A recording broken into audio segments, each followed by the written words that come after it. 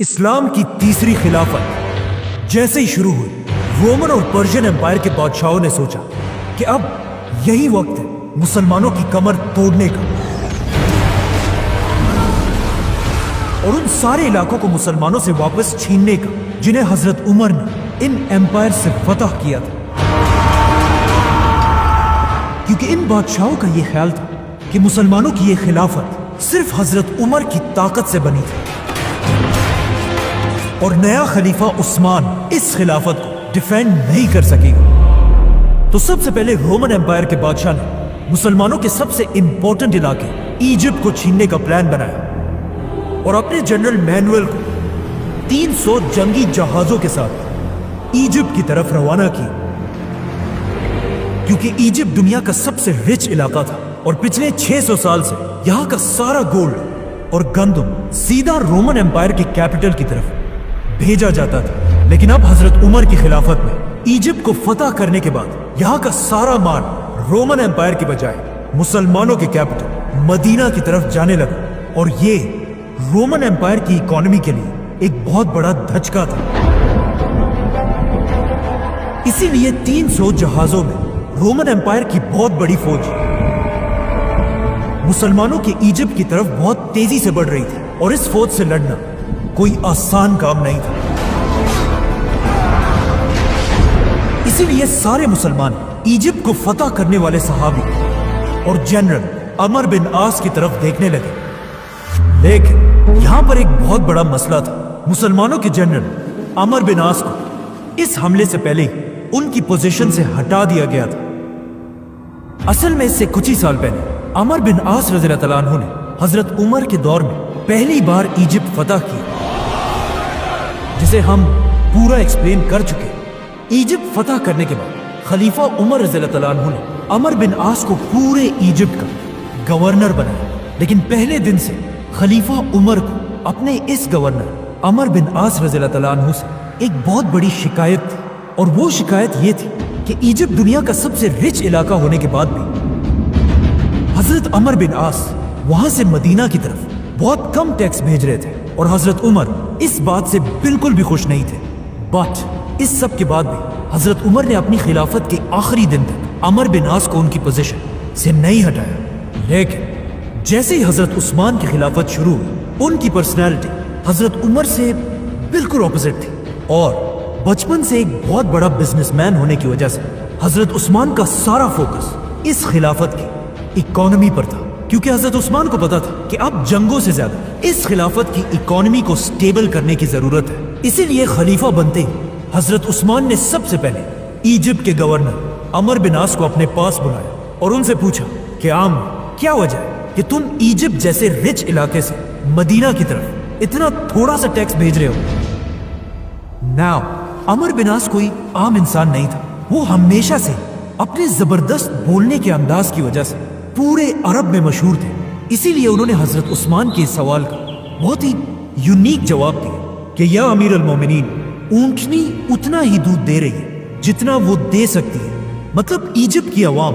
جتنا ٹیکس مدینہ بھیج سکتی ہے اتنا ہی بھیج رہی ہے۔ یہ سن کر خلیفہ عثمان نے عمر بن عاص کو حکم دیا کہ آج کے بعد تمہیں ایجپٹ جانے کی اجازت نہیں ہے، کیونکہ اب تم مصر کے گورنر نہیں رہے، اور ان کی جگہ خلیفہ عثمان نے ایک چھوٹے گورنر عبداللہ بن سعد بن ابی سرا کو پورے ایجپٹ کا گورنر بنایا، جو حضرت عثمان کے کزن اور رضائی بھائی بھی تھے، اور ان کا تعلق بھی حضرت عثمان کی طرح بنو امیہ سے تھا۔ عبداللہ بن سعد نے ایجپٹ کا گورنر بنتے ہی وہاں کا سارا نظام بالکل بدل دیا اور وہاں کی عوام پر ٹیکس اتنا بڑھا دیا کہ جتنا ٹیکس عمر بن عاص کے زمانے میں یہاں سے مدینہ کی طرف جاتا تھا، اب اس سے ڈبل بلکہ ٹرپل ٹیکس مدینہ کے خزانے میں جمع ہونے لگا۔ یہ سن کر حضرت عثمان نے ایک بار پھر عمر بن عاص کو اپنے پاس بلایا اور انہیں کہا کہ عام کیا تم جانتے ہو اونٹنیاں تمہارے بعد بہت زیادہ دودھ دینے لگی ہے، مطلب ایجپٹ سے مدینہ کی طرف ٹیکس بہت زیادہ بڑھ چکا ہے۔ یہ سن کر عمر بن عاص نے کہا کہ یس، یہ بات بالکل صحیح ہے، لیکن اونٹنیاں دودھ تو زیادہ دے رہی ہیں، لیکن ان اونٹنیوں کے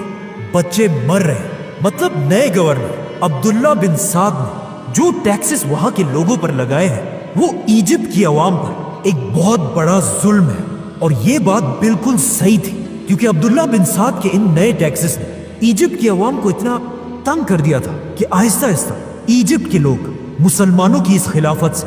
نفرت کرنے لگے، اور وہاں کے لوگ پہلی بار یہ سوچنے لگے کہ کس طرح مسلمانوں کی اس خلافت سے اپنی جان چھڑائیں۔ آخر ایک دن ایجپٹ کے سب سے بڑے شہر الیگزینڈریا کے لوگوں نے مل کر ایک بہت ہی سیکرٹ لیٹر لکھا اس وقت کے سپر پاور رومن امپائر کے بادشاہ کے نام، جس میں انہوں نے لکھا کہ یہی وقت ہے مسلمانوں کی اس خلافت پر حملہ کرنے کا، اور جیسے ہی آپ کی فوجیں مسلمانوں پر حملہ کریں گے، ایجپٹ کی پوری عوام مسلمانوں کے خلاف بغاوت کر دے گی۔ اسی لیے without wasting any time Roman Empire کے بادشاہ نے 300 جنگی جہاز، تلواروں، تیروں اور اپنی فوج سے بھر کر مسلمانوں سے جنگ کے لیے روانہ کیا۔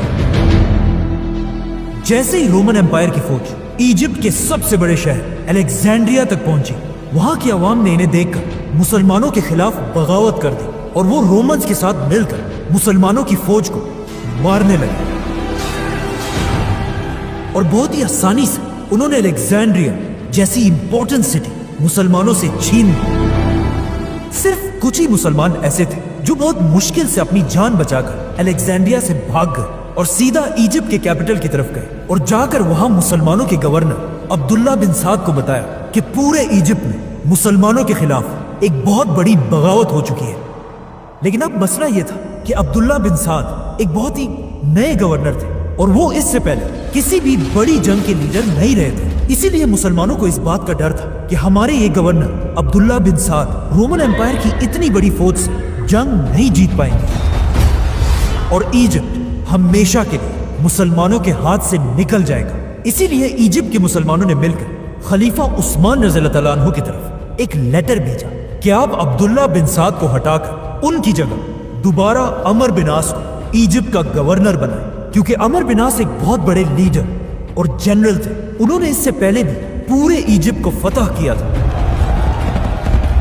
جس کی وجہ سے اب تک رومن امپائر کی فوج کے دلوں میں عمر بن عاص کے نام کا خوف تھا۔ یہ دیکھ کر حضرت عثمان نے بالکل ایسا ہی کیا، اور عمر بن عاص رضی اللہ تعالیٰ عنہ کو دوبارہ گورنر بنا کر 15,000 کی فوج کے ساتھ رومن امپائر سے لڑنے کے لیے روانہ کیا۔ ناؤ جو مسلمان اس سے پہلے رومن امپائر کی فوج کے سامنے بالکل مایوس ہو چکے تھے، اب عمر بن عاص کو ایجپٹ میں داخل ہوتا ہوا دیکھ کر وہ سب لڑنے کے لیے دوبارہ تیار ہوئے،